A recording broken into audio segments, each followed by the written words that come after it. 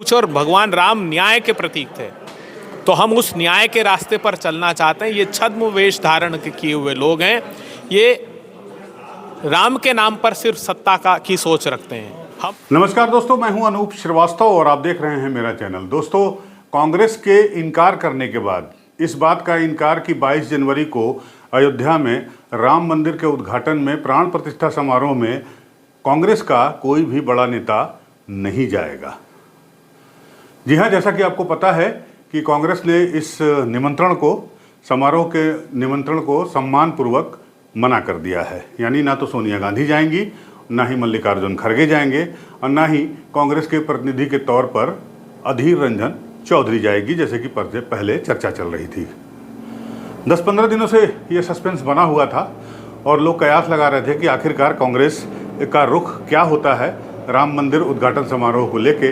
तो रुख अब साफ हो गया है और कांग्रेस के रुख साफ होते ही सोशल मीडिया पर कांग्रेस के खिलाफ ट्रेंड चलने शुरू हो गए हैं। तमाम तरह के ट्रेंड चल रहे हैं, हिंदू विरोधी, कांग्रेस मुक्त भारत और पता नहीं क्या क्या।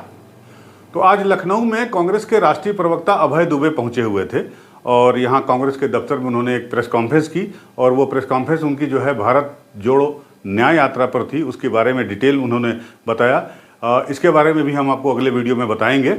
और उसके बाद हमने उनसे बात की और हमने ये जानने की कोशिश की कि क्या कांग्रेस के इस डिसीजन के बाद जो है वो जो उसके ऊपर हिंदू विरोधी होने और राम विरोधी होने का ठप्पा लग रहा है या लगाने की कोशिश हो रही है, या इसका प्रचार हो रहा है, प्रसार हो रहा है और एक मैसेज दिया जा रहा है कि कांग्रेस जो है हिंदू विरोधी है, सनातन धर्म विरोधी है। तो इसका काउंटर कैसे करेगी कांग्रेस अब, पहली बात। दूसरी बात कि 22 जनवरी के बाद बीजेपी जिस समारोह को एक मेगा इवेंट बनाने की कोशिश में लगी हुई है या बना रही है, तो उसके बाद जो माहौल क्रिएट होगा, उत्तर प्रदेश की खासकर अब मैं बात कर रहा हूं, तो इस यूपी में जहां वो बहुत कोशिश में है अपने गठबंधन के जरिए वापस अपने कदम मजबूती से जमाने की, तो उस माहौल का कांग्रेस कैसे मुकाबला करेगी।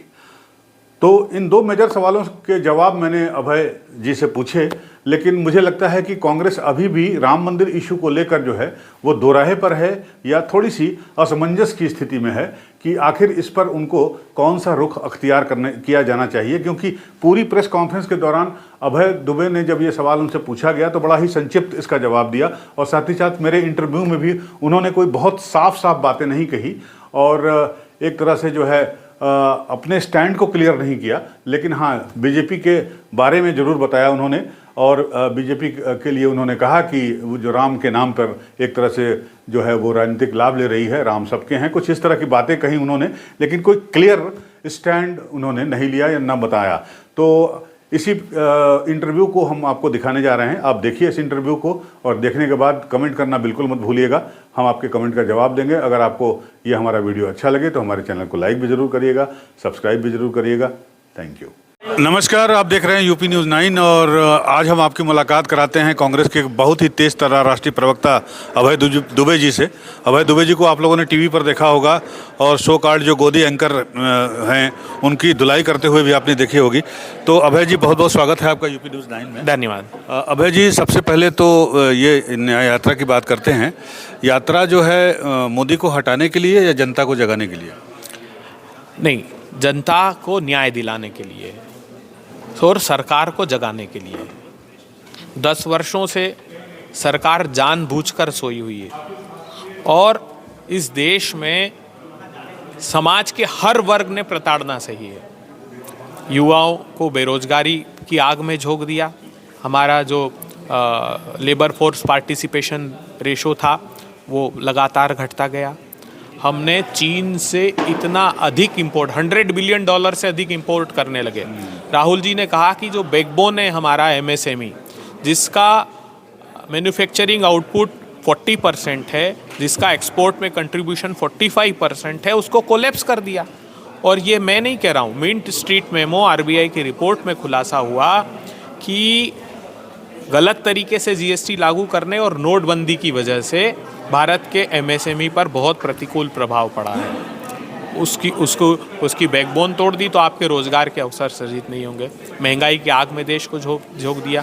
जो 60 और 70 रुपए की दाल और तेल थी वो 200 रुपए के पार आपने पहुंचा दिया। जो पेट्रोल डीजल 60 और 70 रुपए का था वो 100 रुपए के पार पहुंचा दिया, तो आम लोगों का जीना दुश्वार कर दिया। दूसरा बड़ी बात यह है कि भारतीय जनता पार्टी की सत्ता की सरपरस्ती में महिलाओं के साथ प्रताड़ना चरम पर है।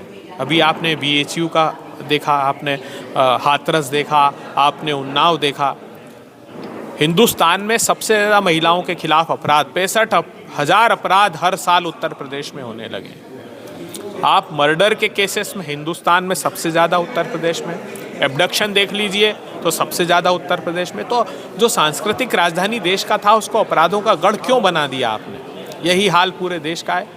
गोल्ड मेडल लाने वाले हमारे पहलवानों को सड़कों पर तड़पाया जा रहा है, हमारे किसानों के खिलाफ काले क्रूर कानून लाकर उन्हें तड़पाया जा रहा है। तो हम चाहते हैं कि देश के लोगों को न्याय मिले, और खासकर मणिपुर से इसलिए प्रारंभ कर रहे हैं कि मणिपुर में भाजपा की सत्ता की सरपरस्ती में अन्याय हुआ, ये हम नहीं कह रहे हैं। भाजपा के विधायकों ने दिल्ली आकर कहा, क्योंकि प्रधानमंत्री जी ने मिलने का वक्त नहीं दिया तो उन्होंने अपनी व्यथा पत्रकारों के सामने व्यक्त की। जी, तो सर इस न्याय यात्रा जो चलेगी मणिपुर से मुंबई तक, तो इस न्याय यात्रा के ख़त्म होने के तुरंत बाद जो है इलेक्शन का माहौल शुरू हो जाएगा। तो आपका जो गठबंधन है, इंडिया गठबंधन, तो उसके जो आपके दल हैं, सहयोगी दल हैं, क्या उन लोगों के साथ भी, उन लोगों को भी बुलाने की योजना है आप लोगों की? क्या उन लोगों के साथ कोई ज्वाइंट रैली बीच बीच में कहीं रास्ते में होगी? हाँ, हमने तो हर संभव कोशिश की है, और ये अच्छा तालमेल बिठाने की कोशिश भी की जा रही कि वो आएँ साथ में, तो उससे एक अच्छा संदेश जाएगा। तो हम निमंत्रित भी सभी को करेंगे कि सब आएँ और इस न्याय यात्रा में पार्टिसिपेट करें। जी, आपने संदेश की बात की है, तो अभी जो एक डिसीजन हुआ है आपकी पार्टी की तरफ से, उससे ये संदेश लोगों में फैलाया जा रहा है या फैलाने की कोशिश की जा रही है कि आप हिंदू विरोधी हैं और राम विरोधी हैं। क्या कहना है आपका? देखिए, भारतीय जनता पार्टी तिलमिलाई हुई है। कर्नाटक में बजरंग बली जी ने जिस प्रकार भारतीय जनता पार्टी को पटकनी दी गदा से, उनकी लंका में हमने आग लगा दी, एक तरह से ऐसा संदेश गया। ये पूछा हमने बजरंग बली जी से कि लंक जला के जली भी नहीं, हनुमंत विचित्र है पूछ तुम्हारी, बोले कपि ही ये राघव आगे। कपि ने कहा कि हृदय में राम है, बोले कपि ही ये राघव आगे, पीछे है पूछ रहस्य है भारी, वानर को भला पूछता कौन, श्री राम के पीछे है पूछ हमारी।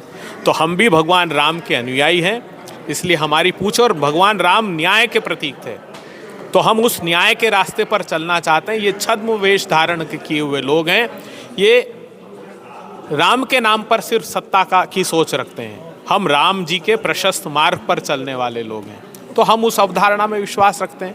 ये लोग तिलमिलाए हुए हैं, और जो सनातन धर्म का चारों शंकराचार्य जी जिस प्रकार आहत हैं और अपमानित महसूस कर रहे हैं, ये देश के लिए दुर्भाग्य की बात है। जी सर, एक सवाल ये है आखिरी आपसे कि 22 जनवरी तक या 22 जनवरी के बाद एक ऐसा माहौल, इस इवेंट को बिल्कुल मेगा इवेंट करने की कोशिश कर रही है भारतीय जनता पार्टी या विश्व हिंदू परिषद, जो भी आप कह लीजिए, तो जो माहौल बनेगा उसका मुकाबला कैसे आप लोग करेंगे? कुछ आपके पास कोई प्लानिंग है, कोई स्ट्रेटजी है इसको, या सिर्फ न्याय यात्रा ही आपको लगता है कि उसको रोक पाएगी, उस माहौल को बदलने में कामयाब हो पाएगी? देखिए, राम राज्य की अवधारणा है, जासु राज प्रिय प्रजा दुखारी, सोई न पवसी नरक अधिकारी। जिस राजा के राज में जनता को दुख भोगना पड़े वो नरक का अधिकारी है। जनता तय करे कि इस वर्तमान सत्ता में उसको सुख मिल पाया या नहीं मिल पाया। जहाँ तक बात बार बार मैं देखता हूँ, ये कहते हैं कि 80 करोड़ लोगों को हम मुफ्त राशन दे रहे हैं, तो प्रधानमंत्री जी ये 2013 में कांग्रेस पार्टी कानून लेकर आई थी, फूड सिक्योरिटी एक्ट। उसमें 2 और 3 रुपए में अनाज मिल रहा था ऑलरेडी। जो आपकी स्कीम थी कोविड के टाइम पर, वो आप बंद कर चुके हो, ये वो योजना नहीं है। तो ये क्लेम करना कि हम 2 लाख करोड़ रुपए खर्च कर रहे हैं, कतई नहीं। ये 6-साढ़े 6 हज़ार करोड़ रुपए कुल इसका खर्च आता है। 15 रुपए एक व्यक्ति को राहत मिल रही है इस योजना से। तो ये छद्मवेश इन्होंने धारण किया है, जनता ये सच्चाई जानेगी। आप भारत की अस्मिता पर इससे बड़ा प्रहार आज तक नहीं हुआ। चीन भारत की सीमा में अंदर तक घुसा हुआ है। दौलत बेग ओल्डी की जो हमारी सबसे ऊंची एयर स्ट्रिप है, उसके नीचे तक चीन बैठा हुआ है। पेट्रोलिंग पॉइंट 10, 11, 12, 13 वहाँ तक चीन बैठा हुआ है। अरुणाचल प्रदेश में तापीर गांव, उनका सांसद कह रहा है कि 40-40 किलोमीटर चीन अंदर आ जाता है, और प्रधानमंत्री जी कहते हैं ना कोई आया है ना घुसा है। तो चीन ने सिर्फ भारत की सरहदें ही पार नहीं की है, व्यापार की भी सारी हदें पार कर दी है, और $100 बिलियन से अधिक का इंपोर्ट भारत चीन से करने लगा है। Parliamentary standing committee on commerce की रिपोर्ट पढ़िए, वो कह रही है कि भारत के एमएसएमई को तबाह कर दिया गया, खिलौनों के उद्योग को, साइकिल के उद्योग को, गैर ज़रूरी सामान चीन से इंपोर्ट किया है। और वो तो यहाँ तक कह रही है कि एंटी डंपिंग ड्यूटी तक नहीं लगाई गई और अवैध तरीके से भी चीन से सामान भारत आ रहा है। चलिए, आपने हमसे बात की, आपका बहुत बहुत शुक्रिया। धन्यवाद। तो ये थे अभय दुबे जी, जो प्रवक्ता हैं, राष्ट्रीय प्रवक्ता कांग्रेस पार्टी के, जिनका कहना है कि जो न्याय यात्रा है ये बेसिकली जनता को समझाने और सरकार को जगाने के लिए शुरू की जा रही है।